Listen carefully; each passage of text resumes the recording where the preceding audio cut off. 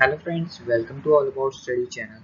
Today in this video I will explain you topic from the first chapter of class 10th history. Okay, so the name of the topic is the French Revolution and the idea of nation. तो छोटा सा topic है, चलिए जल्दी कर लेते हैं cover. तो टॉपिक से आपको पता चल रहा होगा कि फ्रेंच रिवॉल्यूशन जो है वो ही सबसे पहला एक ऐसा एक्सप्रेशन था जिससे कि नेशन स्टेट बनाने का आइडिया आया था। Okay, so the idea of making nation states came with French Revolution. Okay, French revolution जो था वो फर्स्ट एक्सप्रेशन था नेशनलिज्म का। Okay, the clear expression of nationalism came with the French revolution. और हुआ कब था ये?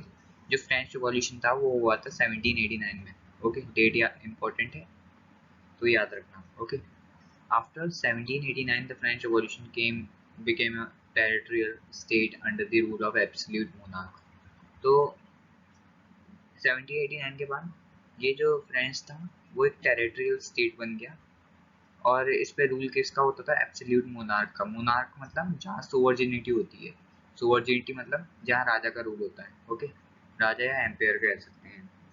The political and constitutional changes that came in wake of the French Revolution led to a transfer of sovereignty from the monarch to the body of French citizens. The revolution proclaimed that it was the people who would henceforth constitute the nation and shape its destiny. ठीक है, तो जो political और constitution changes थे वो आए French revolution जब हुआ। ओके, तो उसने क्या किया? जो पहले क्या होता था, राजा का रूल चलता था। ओके, तो अब क्या हुआ? वो फ्रेंच सिटीजन जो रूल था वो फ्रेंच सिटीजन्स के हाथों में चले गया। जो एक्टिव सिटीजन्स होते थे उनके हाथों में चले गए। मतलब अब राजा रूल नहीं करेगा, अब वो फ्रेंच के सिटीजन रूल करेंगे। किसके बाद हुआ ये? फ्रेंच रिवॉल्यूशन के बाद हुआ। Okay, the revolution proclaim that, हाँ, इस रिवॉल्यूशन ने ये भी प्रोक्लेम किया कि जो पीपल, जो लोग हैं कंट्री के, वो ही उस कंट्री की डेस्टिनी शेप करेंगे और उस नेशन को कॉन्स्टिट्यूट करेंगे। वही बात सही है, किसी कंट्री को उसके लोग बनाते हैं। मतलब कोई कंट्री उसके लोगों से ही मिलके बनती है और वही लोग उसकी डेस्टिनी फिक्स करते हैं। मतलब वो कहाँ जाएगी। अगर अच्छी पॉपुलेशन तो अच्छी कंट्री, तो और अगर बुरी पॉपुलेशन तो बुरी country. Okay, so now French revolution introduce many. हाँ, अब कभी भी रिवॉल्यूशन होता है तो एक कलेक्टिव बिलोंगिंगनेस आनी जरूरी होती है, क्योंकि जब तक कोई कलेक्टिव बिलोंगिंगनेस नहीं आएगी तब तक कोई भी रिवॉल्यूशन सक्सेसफुल नहीं हो पाएगा। तो फ्रेंच रिवॉल्यूशनरीज ने भी यही किया था। बहुत सारे मेजर्स इंट्रोड्यूस किए थे, एडोप्ट किए थे, जिससे कि जो कलेक्टिव बिलोंगिंगनेस का आइडिया है वो कलेक्टिव आइडेंटिटी का वो फॉर्म्ड हो सके, मतलब बह सके लोगों में। मतलब लोगों की नसों में ये बात बहे कि हम लोग एक ही कंट्री से बिलोंग करते हैं, हमारा एक ही मकसद है कंट्री की सक्सेस और unification. Okay, so the idea of लाभ, ये मेजर्स हैं। 5 मार्क्स में क्वेश्चन आ सकता है आपका कि what were the major introduced by French revolutionaries to create a sense of collective belonging या कलेक्टिव आइडेंटिटी। ओके, तो आपको 5 लिख के आने, तो 6 बता रहे हैं हम यहाँ। The idea of la patrie and le citoyen emphasize the notion of a united community enjoying equal right under the constitution। तो ला पात्रे और ला सिटियन वाला जो वर्ड थे दो इम्पोर्टेंट है। ला पात्रे मतलब द फादरलैंड एंड ले सिटियन मतलब द सिटीजन। सिटियन मतलब सिटीजन, पात्रे मतलब फादरलैंड। ओके, मतलब यही हमारा फादरलैंड है और हम इसी के सिटीजन हैं।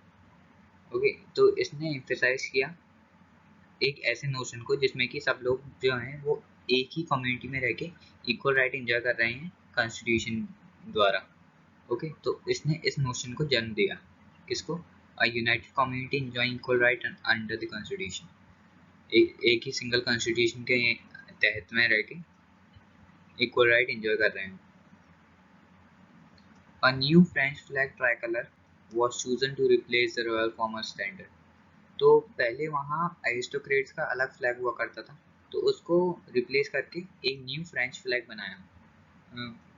तो फ्रेंच फ्लैग ट्राई कलर होता है, उसमें 3 कलर होते हैं, तो वो आया existence में. Okay, the Estate General was elected by the body of active citizen and renamed it the National Assembly. तो ये तो आप हमने 9th में ही पढ़ा है कि एस्टेट जनरल इलेक्ट हुए थे. एस्टेट जनरल इलेक्ट कौन करता था? एक्टिव सिटीजन इलेक्ट करते थे. ओके, तो एस्टेट जनरल इलेक्ट हुई from the body of active citizen. Okay, तो उसे बाद में नाम दे दिया एस्टेट जनरल को नेशनल असेंबली. ओके, किसको नाम दिया था?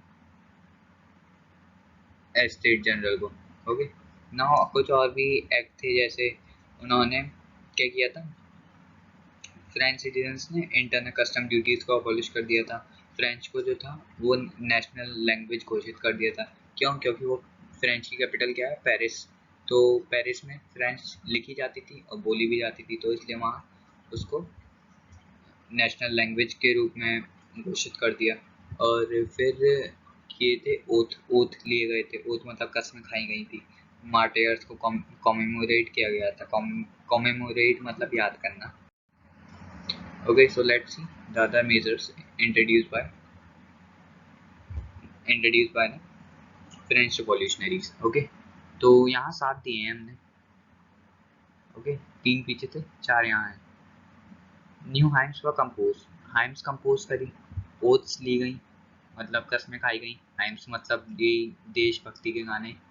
ओके, मार्टियर्स कॉमेमोरेटेड, जो लोग थे, जो शहीद हुए लोग थे, उनको याद किया गया. ये सब किसके नाम पे किया गया? जो नेशन था उसके नाम पे किया गया. नेशन क्या था? France. Okay, a centralized administrative system was put in place and it formulated uniform laws for all the citizens within its territory. तो एक centralized administrative लाई गई. एडमिनिस्ट्रेटिव मतलब एक सिस्टम लाया गया राज करने का, मतलब एडमिनिस्ट्रेशन, मतलब यही वाला सिस्टम जो राज्य करने का होता है. ओके, तो नेपोलियन ने अच्छा कर दिया था जो कि एडमिनिस्ट्रेटिव सिस्टम. ओके, तो उसे एक सेंट्रलाइज किया गया, मतलब सबके लिए इक्वल. ओके, जिसने कि सेंट्रलाइज एडमिनिस्ट्रेटिव सिस्टम पुट किया गया. इसका मतलब ही यही है, सेंट्रलाइज. सेंटर मतलब एडमिनिस्ट्रेटिव सेंटर में है और सरकमफ्रेंस में लोग हैं. तो सेंटर से लेकर सरकमफ्रेंस में हम कहीं भी चले आए वो इक्वली डिस्टेंस आती है. ठीक है, तो रेडियस के इक्वल. तो इसी तरह लोग, एक सेंट्रलाइज एडमिनिस्ट्रेटिव चूज की गई जिसने कि लोगों के लिए यूनिफॉर्म लॉज बनाए. ओके, एडमिनिस्ट्रेटिव का एग्जैक्ट मीनिंग नहीं आ रहा अभी, जुबान पे नहीं आ रहा है. होता है. ओके, तो पर पॉलिटिक्स से रिलेटेड है. ओके, तो इसने इक्वल लॉ बनाए सभी लोगों के लिए, उसके सिटीजन्स में, जो कि उसके सिटीजन्स के सभी लोगों, उसके सिटीजन्स के लिए जिस जो भी उसकी टेरिटरी में रह रहे हैं. टेरिटरी कौन सी है? फ्रांस है. Okay, internal custom duties and dues were abolished and a uniform system of weight and measure were adopted. तो पहले क्या होता था, वेट और मेजर जो थे उनको, अब वो यूनिफॉर्म नहीं थे.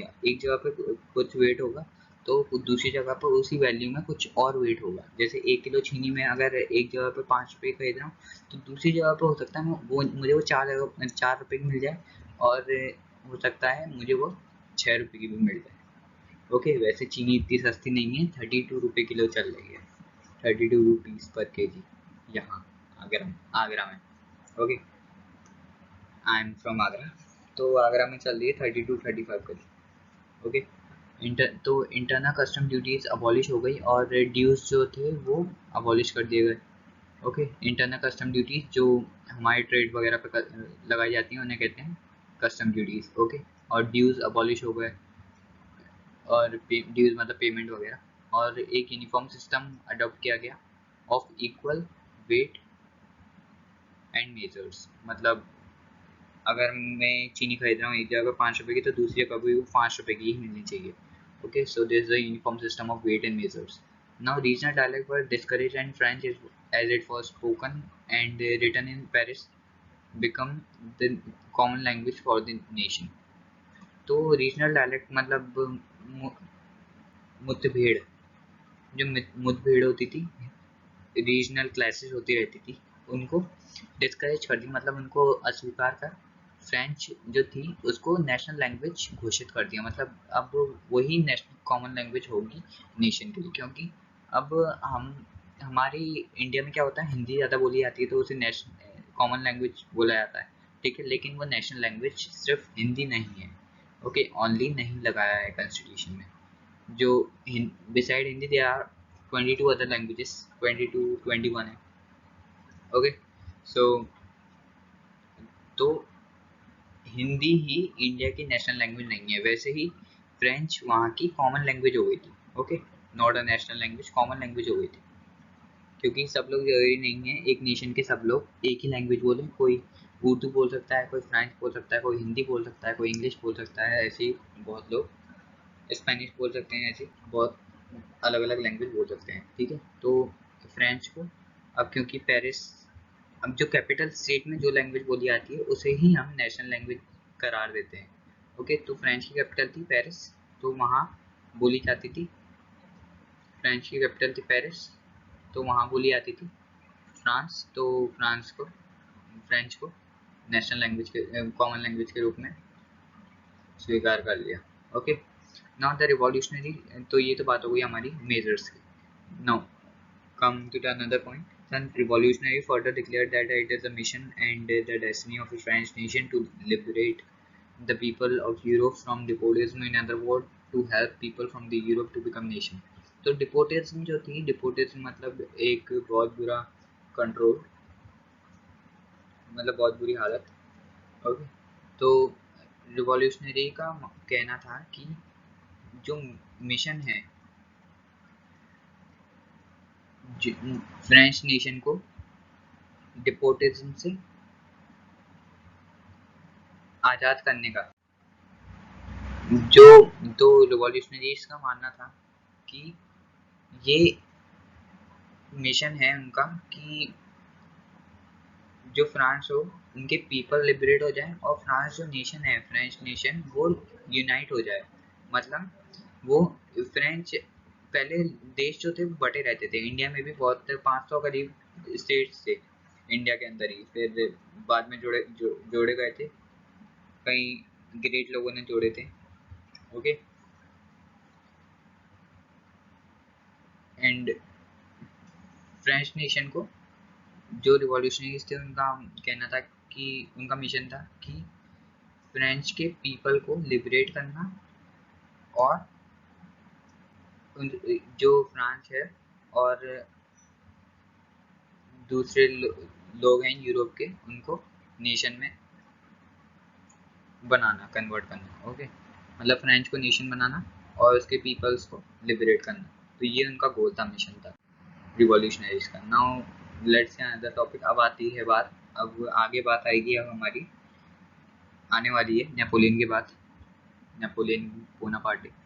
चलिए देखते हैं। When the news of the event of in France, when the news of the event in France reached the different cities of Europe, students and other members of educated middle class begin setting Jacobin club. Jacobin club कौन form करते थे? Jacobin club एक ऐसा club होता था, political club होता था, बहुत पावरफुल होता था, जो कि फ्रेंच रिवॉल्यूशन के टाइम फॉर्म हुआ था, okay. Jacobin club French revolution के टाइम फॉर्म हुआ था। Their activities and campaign prepared the way for the French armies to move into Holland, Belgium, Switzerland and much of the Italy. अब क्योंकि French revolution ही एक ऐसा revolution था जिसकी वजह से जो देश की पूरी अलग अलग कंट्री है, जैसे कि जर्मनी, इटली वगैरह, ये सब यूनाइट हो गए। क्यों? क्योंकि फ्रेंच रिवॉल्यूशन अकर हुआ था, इसलिए 1789 में, ओके ओके। तो ये जैकोबिन क्लब की वजह से जो ये फ्रेंच आर्मी थी वो पोलैंड गई, बेल्जियम गई, स्विट्जरलैंड गई, और कहाँ गई? इटली में गई। इटली, स्विट्जरलैंड, बेल्जियम, ये पोलैंड उतना इम्पोर्टेंट नहीं है, बेल्जियम, स्विट्जरलैंड, इटली बहुत इंपॉर्टेंट है लिखना, क्योंकि इन्हीं पे पूरा चैप्टर बेस्ड है। इटली बहुत इंपॉर्टेंट क्वेश्चन आता है यूनिफिकेशन ऑफ इटली से, ओके। सो जब न्यूज़ फैली फ्रांस की, जब फ्रेंच रिवॉल्यूशन की न्यूज़ फैली डिफरेंट यूरोप के बहुत अलग अलग सिटीज़ में, तो स्टूडेंट और मिडिल क्लास बहुत इम्पोर्टेंट रोल प्ले करते थे किसमें, पहले ज़माने के पॉलिटिकल रूल में। ओके, तो एजुकेटेड थे वो, इसलिए पॉलिटिक्स में हाथ दखल अंदाजी करते थे, क्योंकि पढ़े लिखे थे तो उन्हें जानकारी थी। तो स्टूडेंट्स और member of middle educated class जो थे, उन्होंने जैकोबिन क्लब बनाना शुरू कर दिए, जो कि बहुत मोस्ट पावरफुल क्लब होते थे at the time of French revolution. Okay, political club होते थे। ओके, तो ना इन्हीं क्लब की वजह से जो फ्रेंच आर्मीज थी वो हॉलैंड गई, बेल्जियम गई, स्विट्जरलैंड गई और much part of the Italy में गई। ओके, मतलब इटाली में भी गई। Napoleon set about introducing many of the reforms that he had earlier introduced in France। तो नेपोलियन एक सिविल से रिलेटेड एक पर्सन था जिसने की बहुत सारे रिफॉर्म इंट्रोड्यूस किए थे, जो कि उसने फ्रांस में इंट्रोड्यूस किए। मतलब जो नेपोलियन था वो अब बाहर देश में भी पहुंच गया था। नेपोलियन का मेन मकसद ये था कि कंक्वायर करना, कंक्वायर। ओके, और जो अपने उसने फ्रांस को तो अच्छी तरह से कर दिया था, डेवलप वगैरह कर दिया था। तो वो अब वो चले गए दूसरे देश में ताकि उन्हें कंक्वायर करके अपने मुट्ठी में कर सके। Okay, so a return of monarchy, Napoleon had no doubt destroyed the democracy in the France, but in the administrative field he had incorporated revolutionary principle in order to make the system whole system more rational and efficient।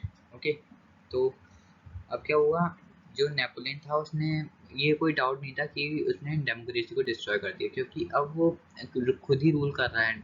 अब वो कंक्वायर ऐसे तो कर नहीं रहा कि लोगों से पूछ रहा है भाई मैं इसे कंक्वायर कर लूँ क्या, तो वो लोग कह रहे हैं हाँ भाई कर लो, तो ऐसा तो कर नहीं रहा। ओके, तो नेपोलियन ने, इसमें कोई डाउट नहीं है कि उसने मोनार्की को फिर से लौटा दिया है और डेमोक्रेसी बिल्कुल डिस्ट्रॉय कर दी है फ्रांस में। ओके, लेकिन फिर भी उसने जो एडमिनिस्ट्रेटिव फील्ड है, एडमिनिस्ट्रेटिव मतलब ये पॉलिटिकल फील्ड वगैरह और इंफ्रास्ट्रक्चर वगैरह सब एडमिनिस्ट्रेशन में आता है। जिसका ज़्यादा अच्छा एडमिनिस्ट्रेशन उसका उतना डेवलपमेंट ज़्यादा होता है, तो इसी वजह से फ्रांस में भी डेवलपमेंट ज़्यादा हुआ था। हिटलर ने भी एडमिनिस्ट्रेटिव फील्ड ही अच्छी की थी। ओके, वो इंफ्रास्ट्रक्चर भी अच्छा किया था उसने। ओके, सो एडमिनिस्ट्रेटिव फील्ड में उसने बहुत सारे रिवॉल्यूशनरी प्रिंसिपल लाए। ओके, तो उसने पूरे सिस्टम को रेशनल और एफिशिएंट कर दिया। एफिशिएंट मतलब मोर यूजफुल, रेशनल मतलब इजी। ओके, इजी और यूजफुल बना दिया। ओके, सिस्टम को। नाउ अब आते हैं इम्पोर्टेंट टॉपिक्स पे, बहुत इम्पोर्टेंट। तो नेपोलियन ने अब बहुत सारे सिविल कोड लाए थे। The civil code of 1804 usually known as Napoleonic code. Napoleonic code कहते हैं इन्हें, सिविल कोड कहते हैं। ओके, 1804 में आए थे। ओके, अब हमारा नेपोलियन डिफीट कब हुआ था? नेपोलियन डिफीट हुआ था 1815 में। ओके, 1815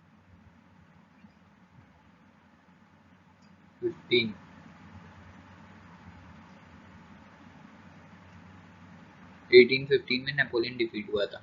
ओके, नाउ 1815 में वो डिफीट हुआ था और 1804 में उसने कोड लाए। Okay, civil code. तो कितने सिविल कोड लाने के कितने साल बाद वो उसकी डिफीट हो गई? 11 साल बाद। ओके, सो ऐसे रिलेशन बना के पढ़ा कीजिए, जल्दी याद होगा। ओके, नाउ नेपोलियन ने कोड लाए थे, उन्हें कहते हैं सिविल कोड। नाउ देखते हैं हम सिविल कोड में क्या था। क्या 3 मार्क्स में क्वेश्चन आ सकता है इसमें, तो ध्यान से पढ़िएगा।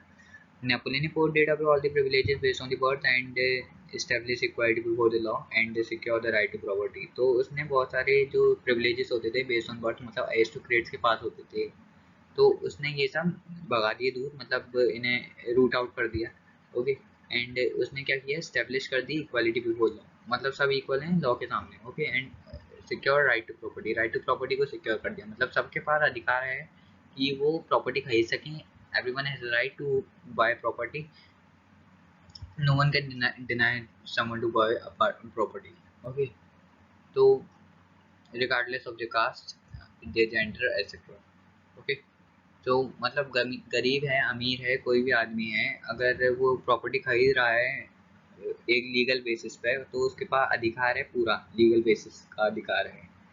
तो उसके पास पूरा पूरा पूरा अधिकार है कि वो खरीद ले property. Okay, now Napoleon simplified administrative division abolished the feudal system and the freed peasants from serfdom and manorial dues। serfdom होता है बंधुआगिरी। ओके, सर्वडम कहते हैं बंधुआगिरी को, और माइनोरियल ड्यूज होते हैं जो वो खेत लैंडलॉर्ड वगैरह से लेते हैं। ओके, तो उसने, ये तो हम बहुत देर से पढ़ते हुए आ रहे हैं, उसने सिंप्लीफाई कर दिया था एडमिनिस्ट्रेटिव डिवीजन, और इंफ्रास्ट्रक्चर की फील्ड में भी उसने बहुत अच्छे अच्छे काम किए थे। ओके, नाउ उसने फ्यूडल सिस्टम को अबॉलिश कर दिया, ये भी उसने बहुत बढ़िया काम किया, और उसने फ्री कर दिया पीजेंट्स को फ्रॉम सर्वडम एंड माइनोरियल ड्यूज और सर्वडम से। ओके, और टाउन्स में ऐसी वैसी रिस्ट्रिक्शन जो लगाई जाती थी वो रिमूव हो गई। ऐसी वैसी रिस्ट्रिक्शन क्या होती थी, जैसे ट्रेड वगैरह में बैरियर लगाए जाते थे, मतलब इंटरनल बैरियर, ट्रेड बैरियर ही बहुत खतरनाक चीज़ होती है।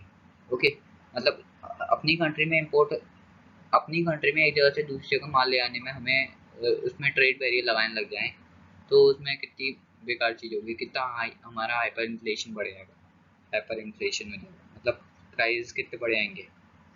ओके, तो ये बेकार की रिस्ट्रिक्शन उसने हटा दी। Okay, now transport and communication system, transport और कम्युनिकेशन को together, transport and communication banking together are known as infrastructure. Infrastructure की फील्ड में उसने इम्प्रूवमेंट करी। Peasant artisan workers and new businessmen enjoyed a new found freedom।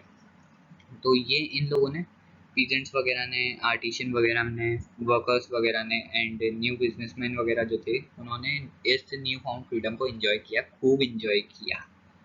Okay, तो उन्होंने enjoy किया, but later the enthusiasm converted into hostility। Soon enthusiasm converted into hostility। Why? Let's see।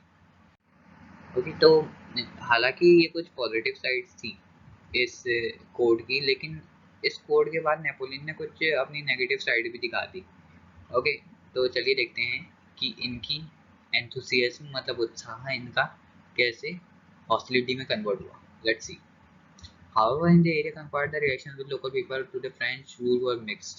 Initially, in many places such as Holland, Switzerland, as well as in certain cities like Brazil, Mainz, Milan, and Warsaw, the French armies were welcomed as harbingers of liberty. But the initial enthusiasm soon turned to hostility। यहाँ कुछ important नहीं है, बस ये important है कि क्यों जो इनिशियल एंथुसियाज्म थी वो सून कन्वर्ट हो गई हॉस्टिलिटी में। हॉस्टिलिटी मतलब उन्हें बहुत डर लगने लग गया, भाई ये कैसे लॉ आ गए, इन सबसे उन्हें डर लगने लग गया। तो जो रीजन उसने कंक्वायर किए थे, किसने, नेपोलियन का बहुत आदत थी कंक्वायर करना, ये कंक्वायर किया वो कंक्वायर किया, सब एरिया कंक्वायर कर रहे थे बहुत सारे। तो रिएक्शन जो थे लोकल पीपल के वो मिक्स थे। ओके, मतलब वो किसी के अच्छे थे किसी के बुरे थे, तो ज़्यादातर के बुरे थे, बाद में बुरे हुए थे, पहले पहले तो अच्छे हो गए थे क्योंकि उसने सारी रेस्ट्रिक्शन वगैरह हटा दी थी, इतने सारे अच्छे काम किए थे, एडमिनिस्ट्रेशन सिंपल कर दिया था, और राइट टू प्रॉपर्टी सिक्योर कर दिया था, और उसने ये जो इंफ्रास्ट्रक्चर होता है वो अच्छा कर दिया था, और भी बहुत सारी चीज़ें करी थी। तो अब भाई कौन इससे खुश नहीं होगा, सब खुश होंगे, लेकिन कुछ कुछ खुश नहीं थे। क्यों? क्योंकि इट बिकेम क्लियर फ्रॉम ये रीज़न है चार, इस ये भी 3 मार्क्स में पूछा जाएगा, तो तीन तीन पॉइंट लिख के आने हैं आपको सिर्फ। Okay, so it become clear that a new administrative arrangement did not go hand in hand with political freedom. तो ये बिल्कुल क्लियर हो गया था कि जो न्यू एडमिनिस्ट्रेटिव अरेंजमेंट है, एडमिनिस्ट्रेटिव अरेंजमेंट मतलब जो पॉलिटिकल अरेंजमेंट होती है, वो हैंड इन हैंड नहीं आ रही, मतलब नेपोलियन रूल कर रहा है फ्रांस में। ओके, तो ये पॉलिटिकल फ्रीडम नहीं मिल रही। So administrative arrangement did not go hand in hand with political freedom. मतलब वहाँ मोनार्की, अब पॉलिटिकल फ्रीडम मिल भी कैसे जाएगी जब मोनार्की आ गई है, जब मोनार्की सेटबैक कर दी है नेपोलियन ने, तो पॉलिटिकल फ्रीडम आ भी कैसे जाएगी, तो नहीं आ सकती। तो ये this is impossible. And second reason है increase taxation. However he have freed peasants from monorail dues and served them, but in place of this dues, these dues, he increased tax, various type of tax. तो उसने taxes को increase कर दिया, increase taxation हो गया. And people are not free to express their views because of censorship. Censorship एक ऐसा चीज़ होती है जहाँ लोगों को उनका अधिकार छीन लिया जाता है उनसे कुछ कहने के लिए. सेंसरशिप हम न्यूज़पेपर वगैरह पे लगाते हैं, न्यूज़पेपर वगैरह पे लगा दी सेंसरशिप. पहले ज़माने के पहले इंडिया में भी सेंसरशिप चलती थी न्यूज़पेपर में. तो वहाँ अगर हमने ब्रिटिश लोगों के बारे में कुछ कह दिया तो वो उसके खिलाफ एक्शन लिया जाता था न्यूज़पेपर के खिलाफ. ओके, सो न्यूज़पेपर्स वगैरह में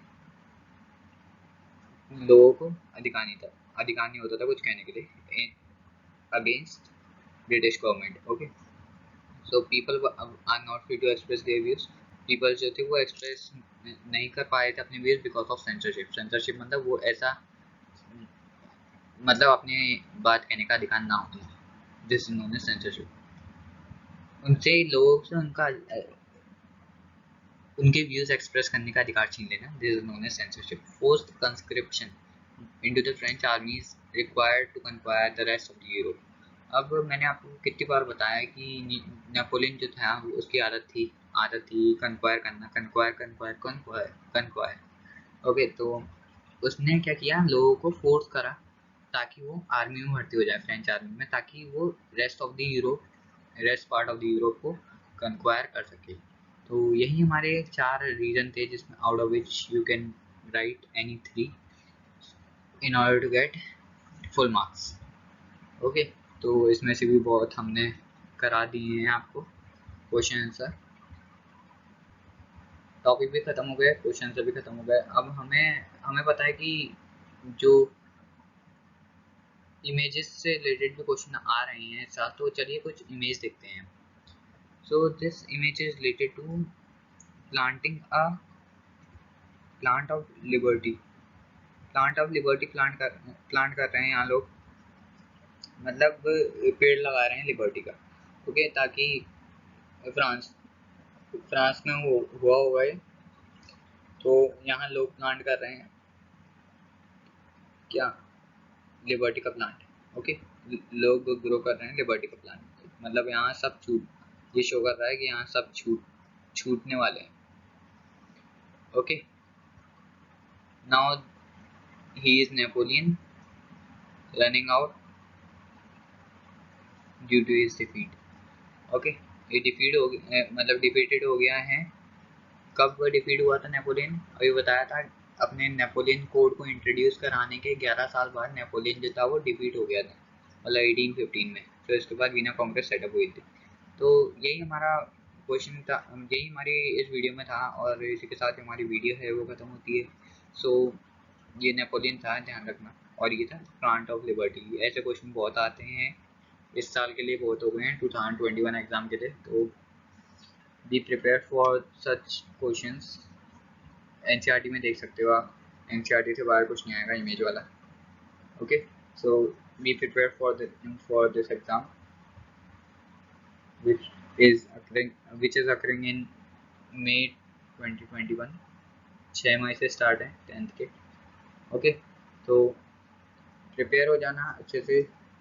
तो इसी के साथ जो हमारी वीडियो है वो खत्म होती है. So if you find this video helpful then please like this video and subscribe to our channel and click on the bell icon to get our latest updates. Thanks for watching this video. Meet you again in the next video. Till then, bye bye, take care and tata.